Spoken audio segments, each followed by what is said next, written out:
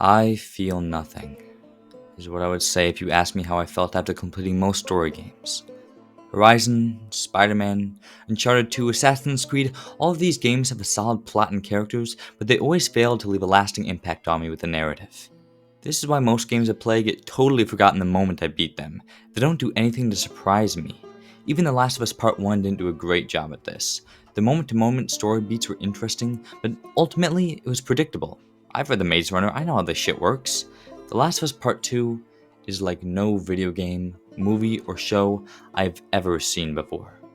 The way it portrays its characters and themes are all so real that it's impossible not to be blown away. But before we start on this journey of breaking down the game, we can't talk about The Last of Us Part 2 without talking about its initial reception. The reality is that most people are not ready for this game, and that's because of expectations. Expectations are the most dangerous thing when it comes to hype around upcoming media, and people are not expecting something so risky. We're so conditioned to consume predictable and cookie-cutter experiences, whether they're truly good or not.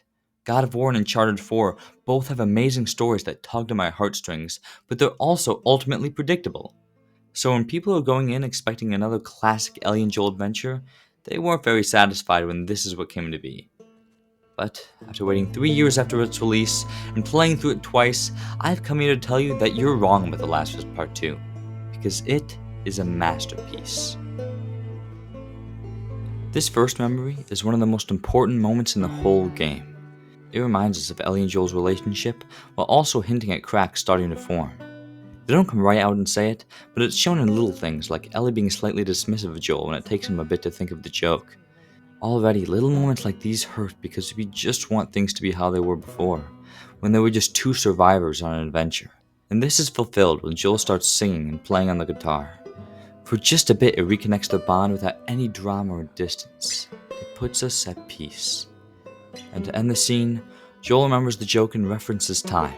More specifically, time consuming, setting up Ellie's later internal regret of not spending enough quality time with Joel before, well, we're quickly pulled into the present, and the memory is soon forgotten as we acclimate to a world 4 years after the first game, where Ellie and Joel are living in Jackson, now with the relationship nearly broken. Beloved characters are introduced like Dina, Ellie's lover, and Jesse, one of her loyal best friends. It plays out like a typical Last of Us game, throwing in encounters and character building, but then the game surprises us with its first change in perspective to Abby. The changing of perspectives is one of the most unique features of The Last of Us, and it allows players to empathize with different people and groups depending on who they're playing as. But at the start, it's used to begin our feelings of dread. While Ellie's part is playing out and she bonds with Dina, we're introduced to new characters with Abby as they talk about some unknown plan to get a man we presume is Joel. Now the viewers have insider info that Joel is potentially in unknown danger and Ellie is unaware. This is especially certain when Jesse walks in on Dina and Ellie to warn them about Joel and Tommy being missing, which only makes our dread build. Cut to Abby, who is about to die to the infected, but is saved by Joel and Tommy, who tells them their names. This is a major problem for a lot of people for some reason. A gripe about this game is that people are confused why Joel ever gives his name away to some stranger, because that's not like his character at all. But the thing people seem to forget is that this game takes place 4 years after the first. Since then, Joel has regained his humanity and lived in Jackson for years. He isn't used to being hunted and surviving anymore. His character has grown to see the better in people and be more optimistic. Not entirely, of course, he didn't take a 360. He's just grown more as a person.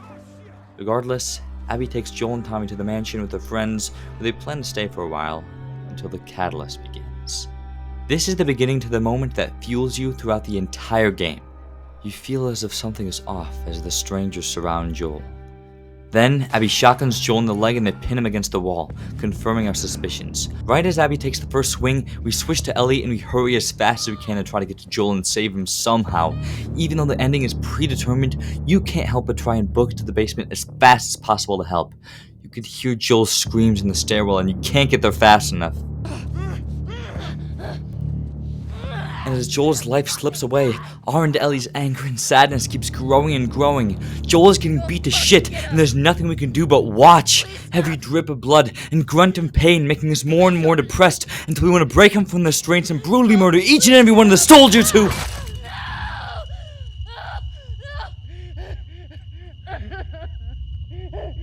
And then, it's over. Both Ellie and I are feeling and thinking the same thing. Our hearts are broken, and we will exact revenge on Joel's killers no matter what it takes.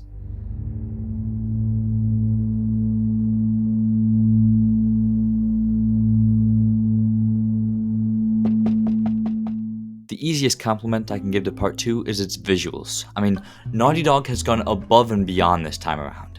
They already looked stellar back in 2016, but it is easier to wow players when the settings are Madagascar and Treasure Island. The set pieces in The Last of Us are like a forest and a big gate, yet it's some of the most beautiful and intricate settings I've ever seen in a game. This shit looks better than real life. This section alone contains so much visual storytelling with the graffiti, fences, and cages. This is something you continue to see as you travel further through Seattle. The crashed subways, the suburbs, the theater. If you just stop for a second to check these out, you can try and piece together what happened, because chances are it's all laid out right in front of you. This is upscaled and implemented in the whole city of Seattle, with bases, hideouts, and traps. One of these which got Ellie captured by the wolves. An intense QTE sequence, allowing her to escape, leads into the first death of one of Joel's killers. This is the one that wanted to kill Ellie in the basement, so it's especially satisfying when you stab him in the fucking neck and blood goes everywhere. And it feels good to kill him, because he killed Joel, and he was an asshole, so he deserves it. The combat really shoves gore and violence in your face like this to give you a real sense of the inhumanity you're committing. This game does not sugarcoat the act of ripping someone's life away just to get closer to your goal. This continues until you reach the movie theater, another example of incredible visual storytelling. Here they decide to camp out, and Ellie finds a guitar. Playing it reconnects her back with Joel, and you start to play through a memory of hers. You walk through the forest and explore the museum with him, all the while giving you that Ellie-Joel banter we've been missing. Playing this part makes you happy. You want to stay here forever. You miss the comfort Joel brings you. You take your time looking at all the dinosaurs and planets.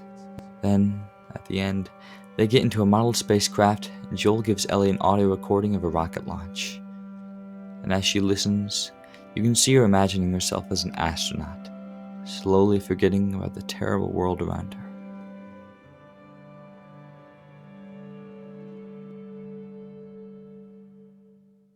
The hide-and-seek combat has been refined to near perfection for the sequel. Stealth has been upgraded a lot by adding and going prone rather than listening mode. It's harder to sneak around, but it makes it feel better when you slit a guy's throat and lower him down as he slowly bleeds out. The anxiety-inducing noise when you're almost seen by an enemy makes it a lot more exciting. Melee has also been improved by simply adding a dodge mechanic. Why they didn't have this before, I have no idea, because now you can actually have fights without using all of your ammo.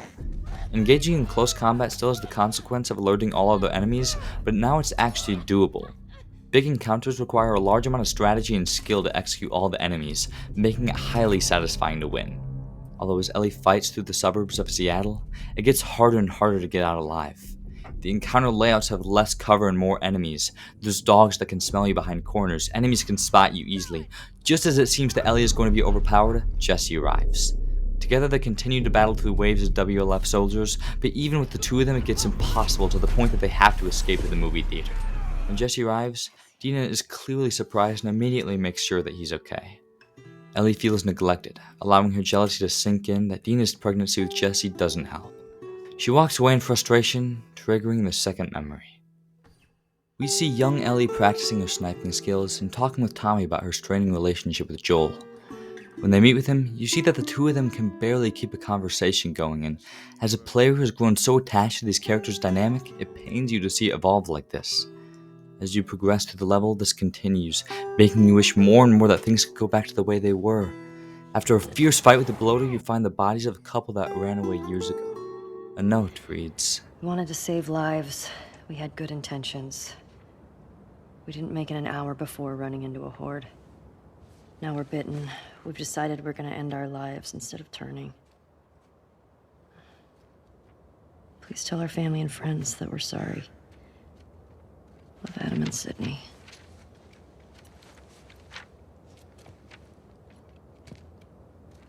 I shot her. I can't take my own life. I'm a fucking coward. Adam. This tragedy perfectly encapsulates the world of The Last of Us and something that has never left my head since playing it. Finding this causes Ellie to confront Joel about the events at St. Marie Hospital. It's an intense scene, and by the end of it you think that Joel's going to give in and tell Ellie the truth. I know you wish things were different. I wish things were different. But they ain't.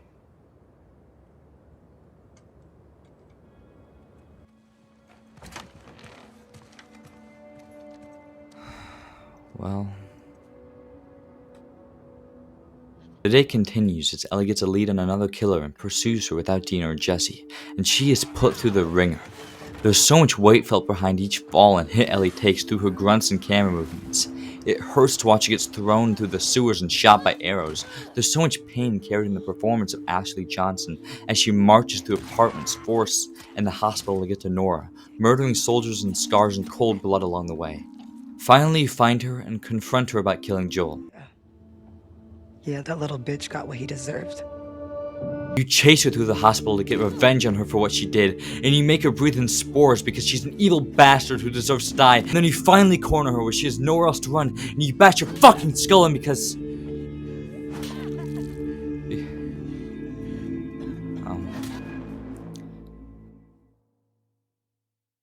In the last memory, Ellie finally takes it upon herself to find out what really happened at St. Marie Hospital.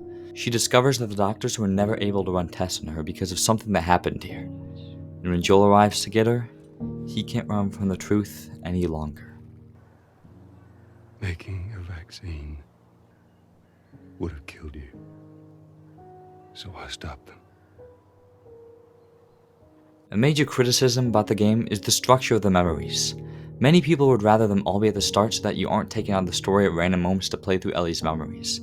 As much as I understand this take, the way it is structurally much better. Ellie's goal is powered by rage and regret, things that are fueled through the memories of Joel as she continues. When she remembers going to the museum, it reminds her of how much she misses the good times with Joel and wishes she had them back. As her journey gets tougher and more gruesome, she remembers when she neglected Joel and wasted the little time she had with him, making her resent herself and take out her anger on Nora and the wolves. These memories need to happen along the way to not only push Ellie forward, but also as a player. It reminds you of what was taken away from you, forcing you to make everyone pay for your mistakes. And finally, the last memory. The agony of remembering pushing Joel away for years hammers in the feeling of regret harder than ever. Showing all of this at the start still would have had an effect, but nothing like it does here. Ellie spent the last 2 of Joel's years left alive resenting him for what he's done. When she is thrown back into reality, she misses Joel even more than before, and feels that she owes it to him to murder every last one of his killers, and maybe the pain will stop. Maybe.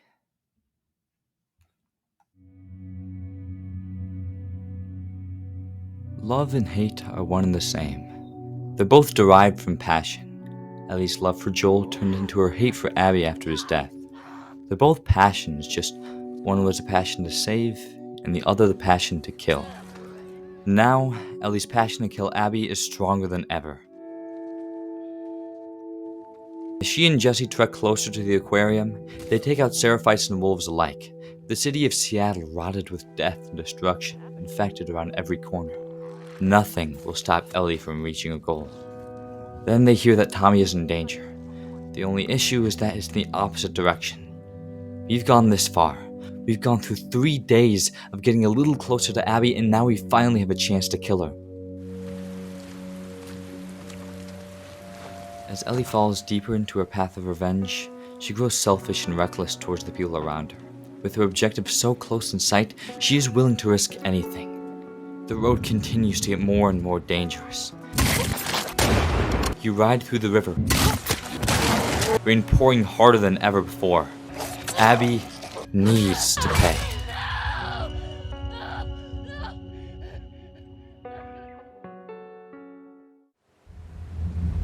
Finally, the aquarium in sight. You try and conquer the waves, but the tiny boat can barely contain that.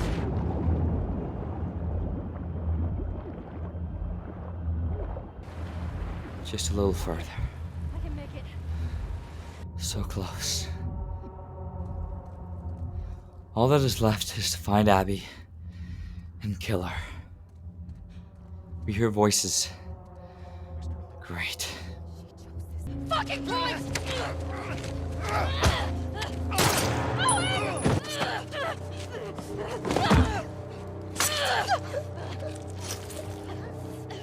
At least it's another step closer to killing every last one of... Oh shit.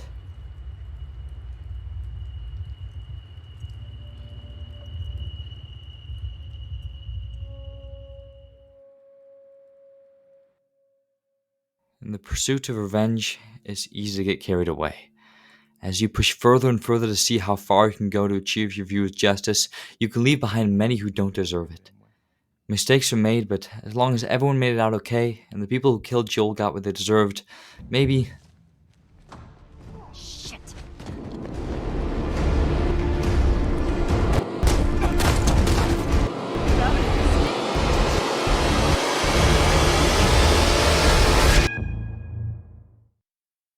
Fuck.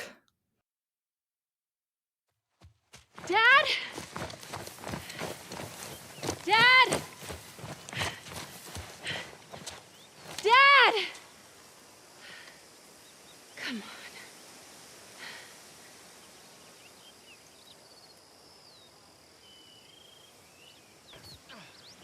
The first thing we see when we meet Abby's dad is that he's trying to save a zebra, so that he's already introduced as a good person. We see his chemistry with Abby and them working together. This duo isn't unlike another we've seen. Then, Owen tells him that an immune girl has shown up at the hospital, to which your dad rushes over. Part 2 does a great job at showing more scenes following up Joel's rampage, and this is one of the most important scenes in the whole game. Apart from David, there are no bad guys in the world of The Last of Us. If Abby had to die to make a vaccine, her dad would have done the exact same thing as Joel, even though it's not what Abby would have wanted. Likewise, Joel would have put Abby down to make a vaccine. Both characters made a selfish decision, and that doesn't make them a good or bad guy. It just makes them people. This game is not about good and bad or right and wrong, it's just about people. So when we see the shot of Abby standing over Joel's dead body after killing him, she sees that she just did the exact same thing that Joel did 4 years ago. Joel's act of love towards Ellie caused Abby to commit an act of love towards her dad, or better said as an act of hate towards Joel, spawning another act of hate from Ellie. The cycle never stops.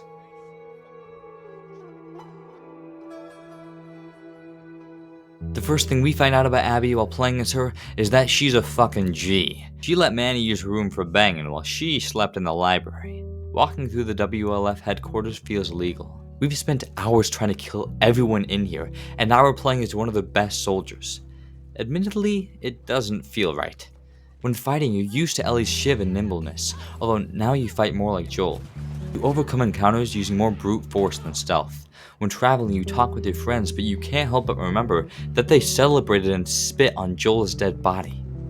You learn about their drama, like Owen killing one of their own men, and the feud with the Scars, a group you're very familiar with, but I don't care, they killed Joel. As true as my no bad guys monologue was, I was still endeared to him, and I still don't like these guys. When we see the first of Abby's flashbacks, we're reintroduced to Owen. In this memory, we get a glimpse at Abby's normal life and her relationship with him. This moment is already endearing to us because we start to see that Abby is just a regular person who likes boys and is afraid of heights. As the memory goes on, we lean more into Owen and Abby as they explore the aquarium for the first time. Walking through, only imagining what it could have been like before the outbreak. Checking out the water theater and the boat, forgetting about training for a bit and just being with each other. Then to the underground exhibit, where they finally go in for a kiss. You want me to slow down? I know all the leads have dried up, but Joel's still out there, you know?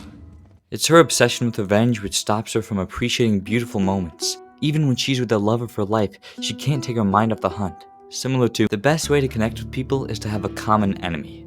This is why being on a sports team or doing a group project can build friendships fast. You're forced to collaborate and care for one another because that helps you succeed as well. This is how we grow more tolerant of Abby.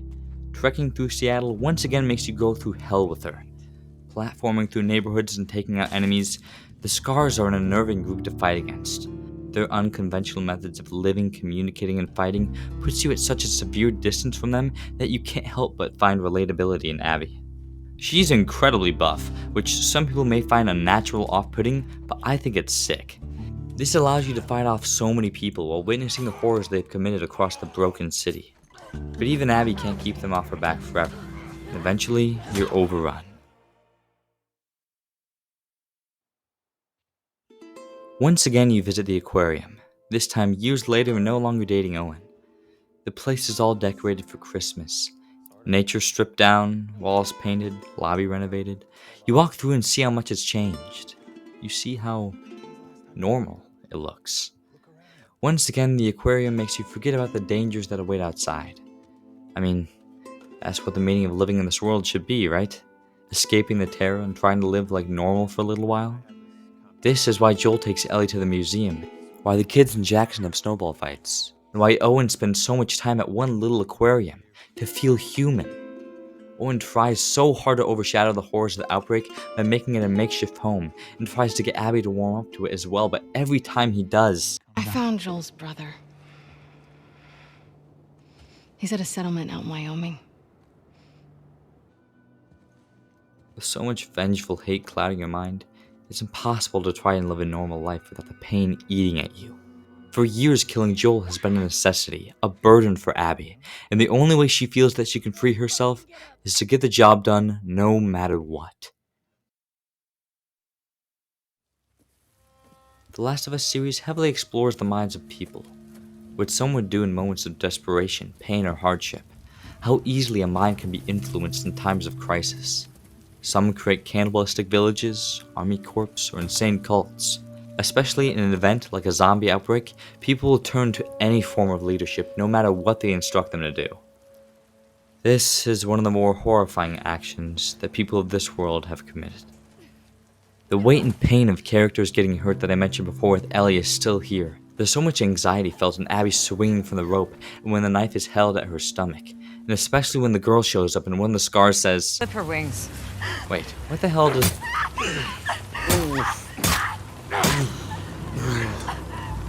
That same anxiety continues on throughout the woods as you rush through the darkness, fighting off infected, trying to find a way out. And in this room where you're trapped with waves upon waves of them, and you have no idea if Yar and Lev have left you or not, so you just keep fighting. Even after Abby leaves Yar and Lev, the anxiousness continues. The route to the aquarium, no matter who you are, seems to be an impossible feat. You have to battle through so many infected and take hit after hit. And then you arrive. A place you've only seen as Abby in memory, now aware of the importance behind it. The Last of Us often tests the moral of individuals. Many characters have so many sides to them that it's hard to place what kind of person they are. Ellie grabs a toy for Sam but puts Tommy's life in the line to go after Abby. Mr. Anderson saves animals but will sacrifice Ellie to make a vaccine. Joel will sacrifice the lives of millions just to save Ellie. And Owen will kill a soldier on his own side to save a broken old man he's never met, but also cheats on his pregnant wife. The duality of people is interesting. Some go so long doing good things, then commit acts of evil, and others have gone so long being ruthless that eventually they want to be redeemed. This is why Abby decides to go back for Lev and Yara. She holds the chance to save their lives, the same chance that Joel had with her father, but she is going to take that chance. Because there's already enough death in this world.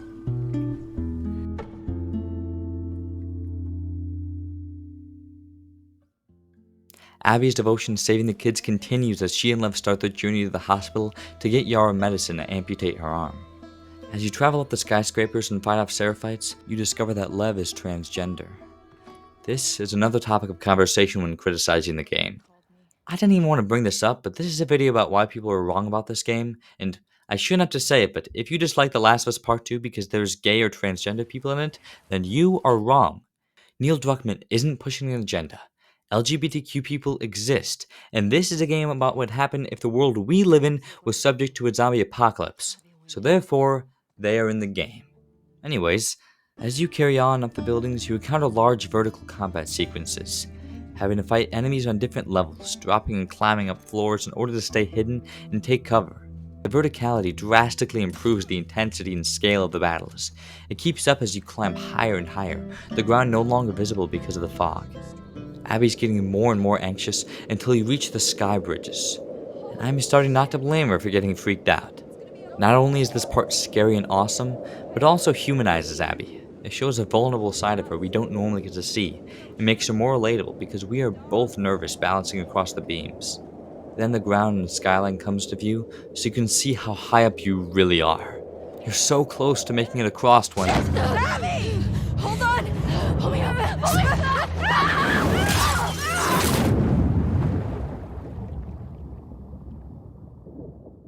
The road to the hospital is contrary to the path to the sky bridges.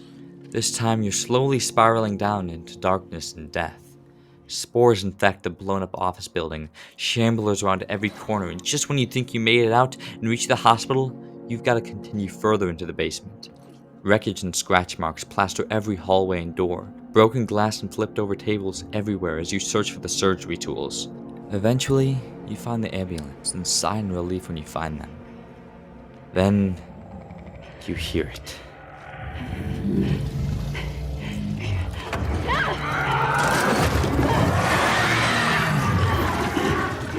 Infected are scary enough when you try and sneak your way around stealth-killing them, but this is on a whole nother level. Naughty Dog embraces the horror element of the series in this section as you're chased to the basement by the Rat King, narrowly escaping through broken doorways until you can't run anymore and you're forced to fight the hideous creature. Your need to conserve ammo goes out the window as you feed it every bullet you have, anything to get rid of this abomination. Each time you think you killed it, there's a bit more until there's one infected left and you chase it down and make it pay for your trauma. Finally, you emerge from the grim hellhole and return to the aquarium to save Yara. Seeing that progress, seeing the life that you've worked so hard to save is liberating. After having hate infect her mind for so many years, it's incredible to see a light shine through, beaconing the change you've made. Redemption.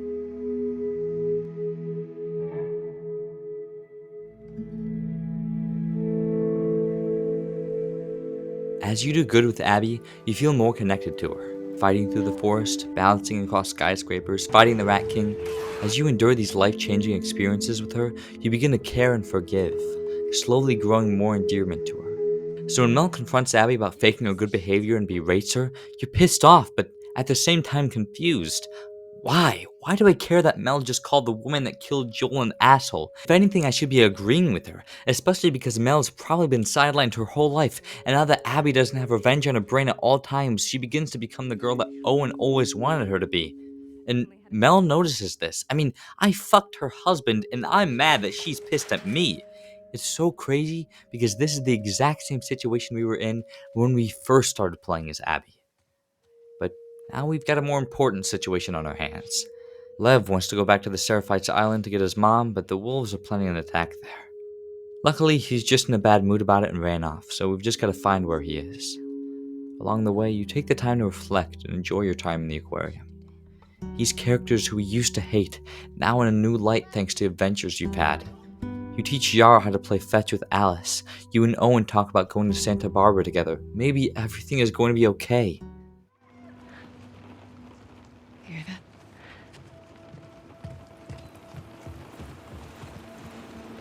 Lev!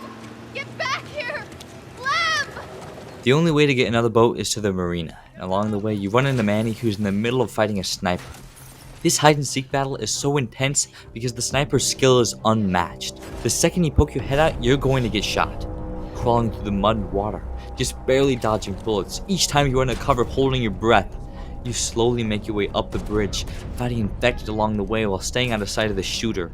Each death makes you more and more eager to find and kill that bastard. Finally, you catch up to him and you chase him down, still paranoid of stray bullets. Once you think you've got him cornered,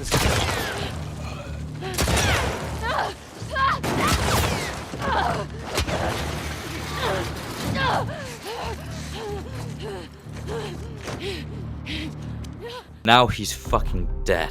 This dick sniper has caused me so much trouble, and now he just killed Manny. You have to be careful sneaking up to him or else you get shot, but you just can't wait to make him pay. Shit! Just gotta kill this motherfucker! What? What the fuck?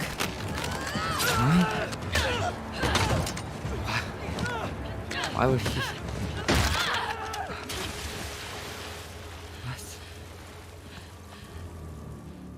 This game never fails to mess with your emotions. Characters we love are getting killed by characters we also love. What am I supposed to think? I hate that Tommy killed Manny, but I can't hate Tommy for killing Manny, because just 6 hours ago I would have been trying to do it myself. But if I can forgive Tommy for killing Manny, what's stopping me from forgiving Abby for killing Joel? Because as much as I love her, she's the reason he isn't alive today. Or maybe it's his fault. Fuck me.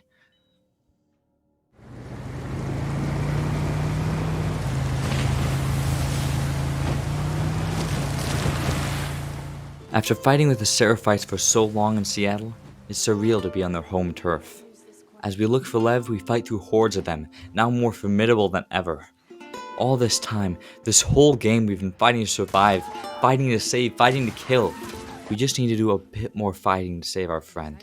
If we don't, saving them in the forest, getting the medicine, fighting the Rat King, it'll all be for nothing. Since the beginning, Abby has changed and grown. Now willing to risk her life to save some kids she barely knows. She's becoming who she is, without all the pent-up hate she's carried all these years. After finding Lev, you can't stop the pace. The wolves are attacking and the island is turning into a war zone. Now that you're here protecting 2 Seraphites, you have no choice but to fight against your own people to get them out alive. While playing as Abby, you find an appreciation for the Liberation Front, but once again the game forces you to switch perspectives and turn on those you thought you cared about. The violence never stops. You keep killing, and you can't keep it up for much longer each time you think you're safe.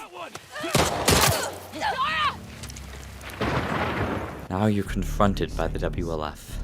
Not as mindless NPCs, but as people.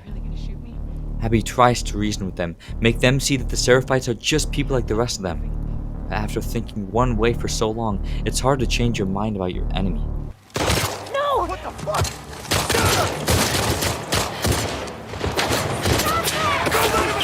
Shit is getting real. After putting in so much effort to save Yara, she dies just like that. Abby only has Lev left, and we need to get off this island.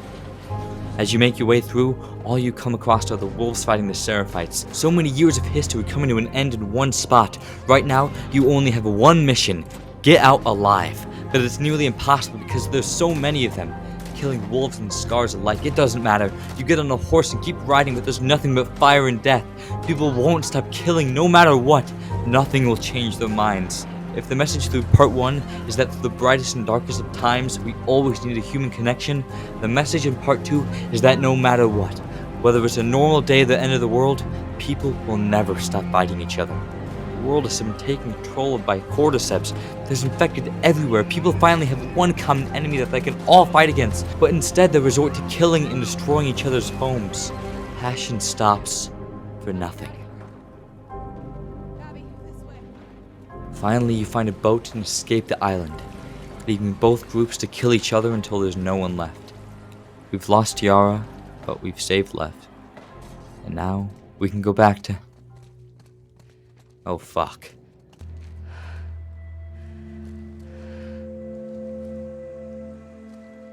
Owen, who was at first just a random guy working with Abby, is now one of the saddest deaths in the game. 6 hours after we knew it happened. He didn't deserve this. He even saved Ellie's life. Ellie needs to pay. Everything the game is built to. It's all come down to this. Same as before, but this time Ellie is the villain. Here we go. Wasted it.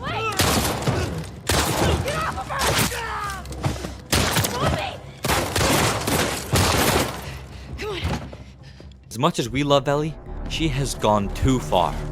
Her recklessness has caused her and Abby's friends preventable death, and our hatred for her allows us to willingly fight against her. After so long, the 2 protagonists come face to face, but Ellie doesn't stand much of a chance against Abby in close combat, and soon enough...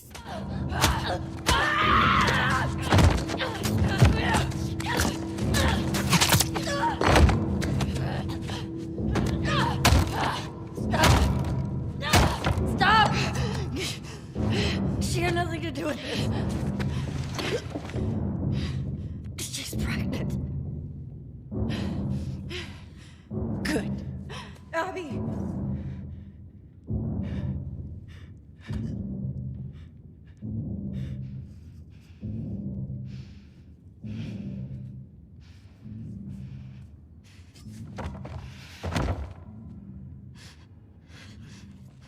how do we know if someone deserves to die? Ellie didn't spare Mel when she was pregnant, but Abby let Dina live. Yara only tried caring for her brother, but she was killed in cold blood. Jesse died trying to protect his friends. Dr. Anderson was willing to sacrifice one girl to save the world. Abby is still alive, even after all of her friends have paid for her obsession with vengeance. Joel, the main protagonist of the entire first game, was killed in the first 2 hours in a basement with a golf club by someone we didn't even know. His death hurts more than the rest, even though he probably deserved it the most. And Ellie, she gets to live a peaceful life in a farmhouse with Dina, even after all the pain and suffering she has caused. She finally gets to live the life Joel would have wanted her to. Sacrifices were made along the way, but now Ellie can live out the rest of her days with the love of her life and her child. The only responsibilities to worry about are doing the dishes, taking care of the baby, and herding the sheep. Come on, little dude.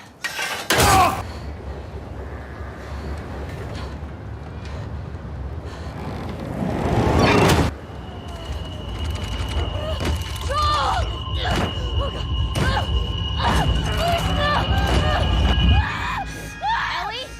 Hey, Ellie. Look at me. It's okay. You're home.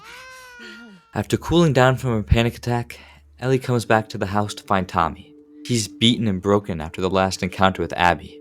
With his life falling apart, only one thing remains on his mind, but he can't be the one to do it. This scene is disturbing. Tommy willingly intrudes in Ellie's perfect life to try and get her to risk her life for vengeance again. He's falling down the exact same spiral Ellie did, taking down others in search of closure. Even when she declines, he guilts her, reminding her of her promise. Joel is still dead, and Abby is still out there. Ellie tries to forget her hatred for Abby, tries to forget the promises she made, tries to forget her time with Joel.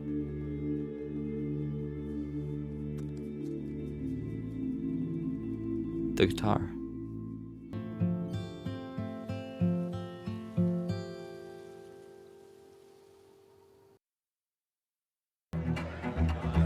I woke up in the morning about 9:30. The night before it happened, Ellie Spencer's final night of peace at a town dance. Friendship, enjoyment, passion. Life was good. Life was easy. The fuck did you just say? Ellie, Ellie, don't. Get the hell out of here. Get your hands off me. You all right, kiddo? What is wrong with you? He had no right. And you do? I don't need your fucking help, Joel. Ellie's last night with Joel, wasted. Wasted on resentment. I'm going after Abby, and I'm not coming back until she's paid for taking everything away from me.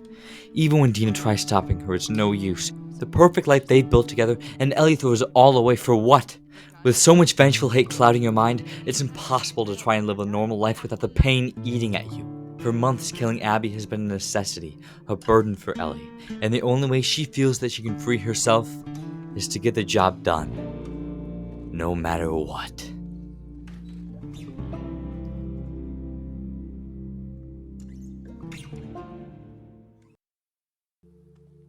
We met again with Lev and Abby in California, hunting down the fireflies just like Owen always wanted. The dynamic is that of brother and sister, now with so much time spent together. Abby and Lev are more free now than they ever were after leaving Seattle. The setting is such a breath of fresh air. Sunlight shines through every crack in a window.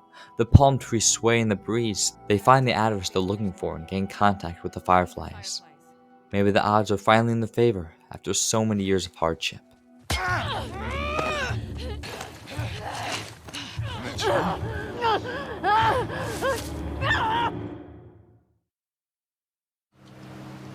Ellie now arrives in California, picking up on the trail only months later. As pretty as it is, there's still the same old infected. You fight through hordes of them to reach your destination, nothing you haven't done before. After fighting through so many, eventually you come across the same group that captured Abby and Lev. And after questioning them about where they are, you're ready to make the final journey. At this point, Ellie is more broken than ever before. Starving and bleeding out, She stops at nothing to find her. When you reach the Rattler's base, you see that they're just as evil as any group you've come across. Instead of killing people, they're enslaving them. You take your final strides to get to Abby, killing every single last one of the Rattlers. Every time you blow one's head off, 5 more seem to emerge. The fight seems impossible, but you come so far now. Wherever Ellie goes, she leaves behind death, all to reach one person, one killer.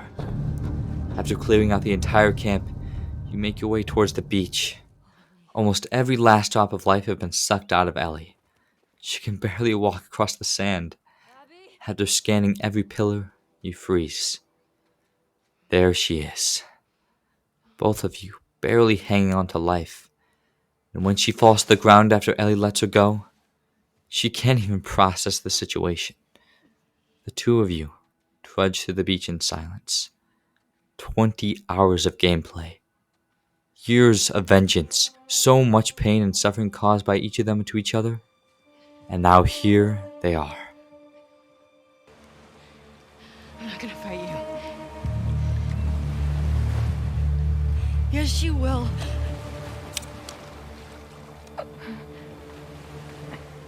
Even after Lev saved her and Dina's life, Ellie doesn't care.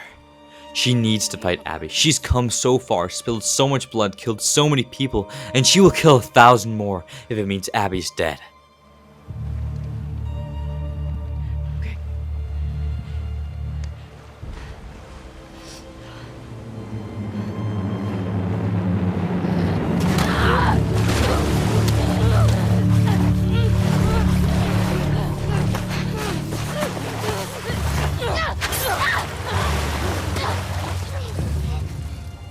They can barely stand up.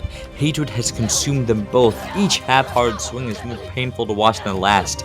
Every hit, every stab, no matter what.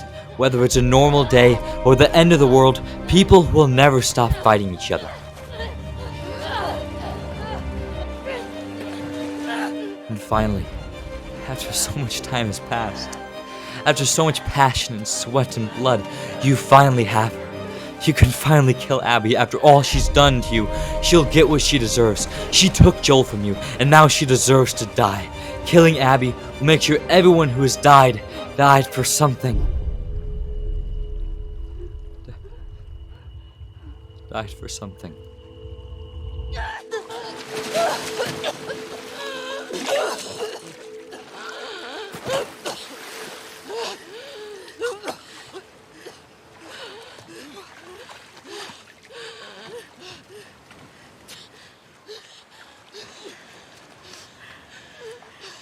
Go.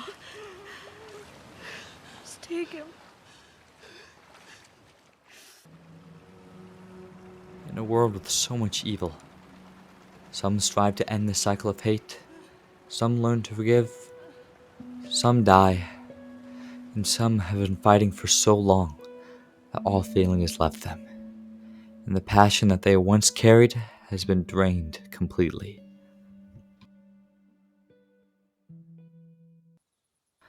Ellie, back at the farmhouse. Almost everything has been cleared out. The perfect life she could have had. Gone. Only few items remain. She picks it up. No longer able to play. No longer able to connect with Joel.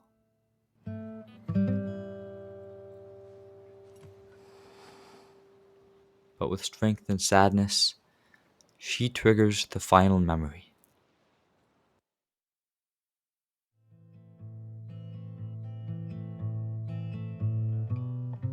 Her final conversation with Joel. It starts out like you'd expect, with Joel trying to make small talk and Ellie still distant.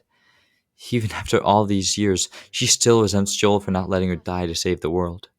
For taking that choice away from her. For taking away the chance for her life to have meaning. If somehow the Lord gave me a second chance at that moment, I would do it all over again.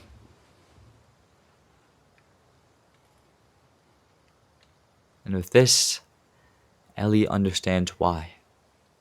And her last words to Joel were not that of resentment or anger or pain, but a promise to try and forgive.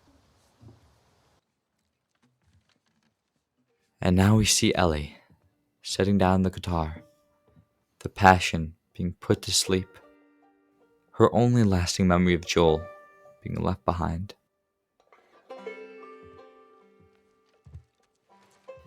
And if you ask me how I felt after completing this game, I would tell you that I feel nothing.